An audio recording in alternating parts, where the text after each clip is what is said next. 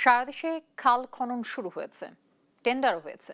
এমনকি কাজের ধারাবাহিকতায় দখল হয়ে যাওয়া খালের জায়গা উদ্ধার করবে সরকার বলে জানিয়েছেন পানি সম্পদ মন্ত্রী শহীদ উদ্দিন চৌধুরী অ্যানি। শনিবার চুয়াডাঙ্গার আলমডাঙ্গার ইছেরদাড়ি খাল খনন কর্মসূচির উদ্বোধনে অংশ নিয়ে একথা বলেন তিনি বলেন, প্রেসিডেন্ট জিয়াউর রহমানের হাত ধরে সারা দেশে খাল খনন কর্মসূচি শুরু হয়। এরপর থেকে যত সরকারি এসেছে সবার প্রশ্ন ও চাহিদা ছিল খাল খনন নিয়ে।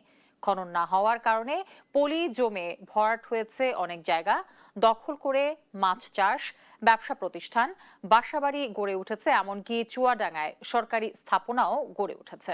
দখল হয়ে যাওয়া খাল উদ্ধারে সরকারের তৎপর রয়েছে বলেও জানান পানি সম্পদ মন্ত্রী। যেদিন আমরা ক্যাবিনেট মিটিং ফার্স্ট করেছি সেদিন সারা বাংলাদেশের কৃষকদের 10,000 টাকা কৃষি ঋণ সুদ সহ মকুব করা হয়েছে।